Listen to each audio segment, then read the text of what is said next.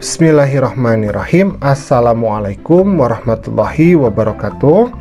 Pada kesempatan kali ini kita akan belajar di kelas 9 bab yang pertama, yaitu materi meyakini hari akhir mengakhiri kebiasaan buruk. Adapun submateri yang akan kita bahas adalah kejadian kiamat kubro.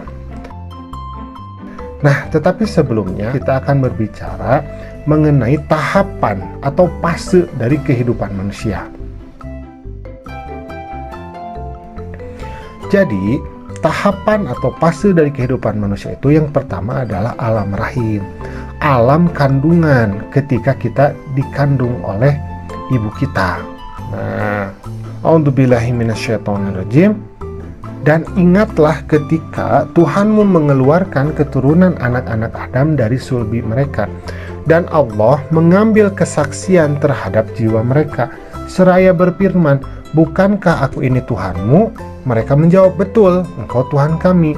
Kami menjadi saksi, kami lakukan yang demikian itu, agar di hari kiamat kamu tidak mengatakan, sesungguhnya kami, Bani Adam, adalah orang-orang yang lengah terhadap ini, jadi terhadap keesaan Tuhan.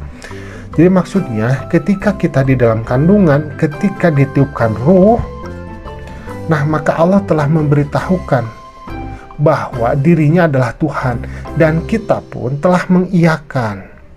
Karena itu apabila ada orang yang hidup di dunia ini, kemudian dia melupakan keesaan Tuhan, maka orang ini akan dimintai pertanggungjawabannya, karena kita sudah mengesahkan Tuhan ketika di dalam rahim, dan kita sudah mengiyakan keesaan Tuhan, yaitu keesaan Allah. Nah, yang kedua adalah alam dunia. Nah, jadi alam dunia ini adalah sebetulnya hanya cobaan atau ujian. Nah, a'udzubillahi minasyaitonirrajim. Jadi tiap-tiap yang berjawa ini akan merasakan mati. Kami akan menguji kamu dengan keburukan dan kebaikan sebagai cobaan yang sebenar-benarnya, dan hanya kepada kamilah kamu dikembalikan. Jadi maksudnya kehidupan di dunia ini kita akan diberikan cobaan. Apakah diberikan keburukan ataukah diberikan kebaikan? Nah, barang siapa yang senantiasa melakukan kebaikan, maka dia akan menjadi calon ahli surga. Tetapi yang hidupnya dipenuhi dengan keburukan, maka dia akan menjadi calon ahli neraka. Jadi kehidupan dunia itu bukan kehidupan yang hakiki ya. Justru kehidupan kita yang sebenarnya adalah di alam akhirat nanti. Nah, kemudian yang ketiga adalah alam kubur, atau disebut juga alam barzakh.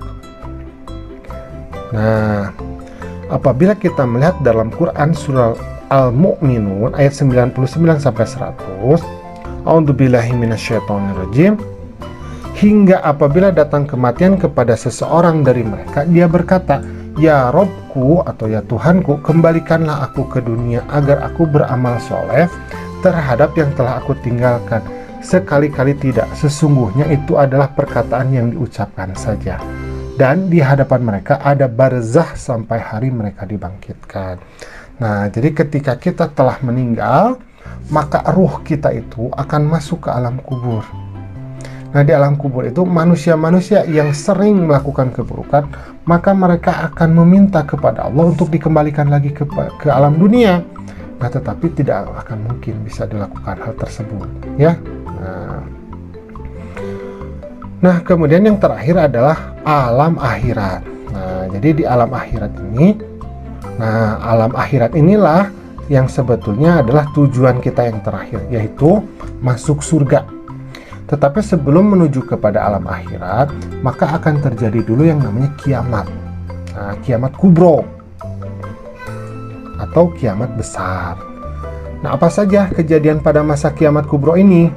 Yang pertama adalah malaikat Israfil ini akan meniup trompet sangkakala untuk yang pertama kali. Maka semua makhluk ini akan mati kecuali yang dikehendaki hidup oleh Allah Subhanahu wa taala. Kemudian yang kedua, manusia akan memasuki alam barzakh atau alam kubur. Di alam kubur, manusia akan bertemu, kemudian ditanyai dan diperiksa oleh malaikat Munkar dan Nakir tentang segala amal perbuatannya ketika menjalani kehidupan di dunia. Jadi Jadi manusia-manusia yang telah meninggal sebelum kita, mereka sedang menunggu sekarang di alam kubur. Nah, menunggu apa? Menunggu sampai datangnya hari kiamat. Nah, nanti setelah datang hari kiamat, baru kemudian Allah membangkitkan mereka semua secara serentak. Kemudian yang ketiga adalah Yaumul Ba'ats atau hari kebangkitan. Malaikat Israfil akan meniup trompet sangkakala yang kedua kalinya. Maka manusia dan makhluk yang dikehendaki oleh Allah ini akan bangkit dari kubur. Nah, jadi manusia yang telah meninggal sebelum kita, mereka pun akan ikut bangkit. Tapi nanti ya, ketika hari kiamat itu telah terjadi. Kemudian Yaumul Hasyr atau hari dikumpulkan. Nah, manusia itu akan dikumpulkan di suatu padang, namanya adalah padang mahsyar. A'udzubillahi minasyaitonirrajim. Fama ya'mal mithqala dzarratin khairan yarah wa may ya'mal mithqala dzarratin syarran yarah. Maka barang siapa mengerjakan kebaikan seberat zarah, niscaya dia akan melihat balasannya. Dan barang siapa mengerjakan kejahatan seberat zarah, niscaya dia akan melihat balasannya. Nah, jadi nanti ketika di yaumul akhir itu, semua amal kita itu akan dihisab. Makanya disebut juga yaumul hisab atau dihitung. Nah, kemudian ditimbang. Makanya disebut juga yaumul mizan. Jadi ditimbang. Walaupun kita melakukan kebaikan seberat zarah, itu akan diperhitungkan. Tetapi kalau kejahatan juga seberat zarah, kecil sekali, sebesar atomnya zarah itu, maka itu juga akan diperhitungkan oleh Allah. Nah, kemudian yang kelima adalah manusia memasuki surga dan neraka. Nah, setelah semua amal kita dihitung, kemudian ditimbang, maka dengan izin Allah, dengan keridhaan Allah, orang-orang yang beriman itu akan dimasukkan ke dalam surga, dan orang-orang yang ingkar kepada Allah itu akan dimasukkan ke dalam neraka. A'udzubillahi minasyaitonirrajim. Inna ashabal jannati al-yawma fi shughlin fakihun fi zilalin 'alal araiki muttaqi'un lahum fiha fakahatun wa lahum ma yad'un salam qaulam mir rabbir rahim. Nah, sesungguhnya penghuni surga pada hari itu bersenang-senang dalam kesibukan mereka. Mereka dan pasangan-pasangannya berada dalam tempat yang teduh, bersandar di atas dipan-dipan. Di surga itu mereka memperoleh buah-buahan dan memperoleh apa saja yang mereka inginkan. Kepada mereka dikatakan salam, sebagai ucapan selamat dari Tuhan yang Maha Penyayang. Quran Surat Yasin ayat ke-55 sampai 58. Nah, itu merupakan balasan Allah kepada para penghuni surga.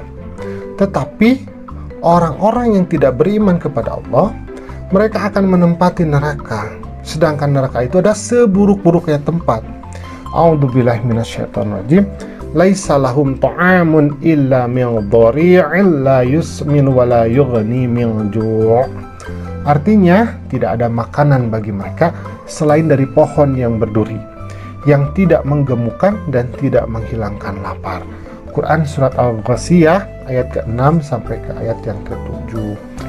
Itulah balasan bagi orang-orang yang kafir dan mengingkari firman-firman Allah. Jadi neraka jahanam.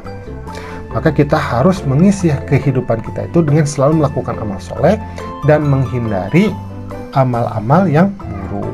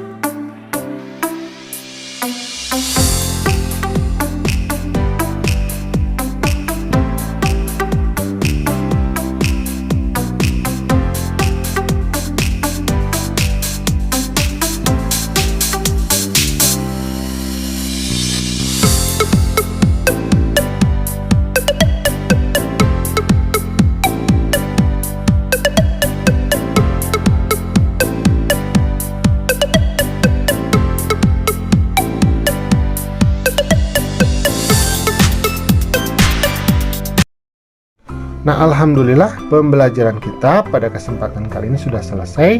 Terima kasih ya sudah mau menyimak. Assalamualaikum.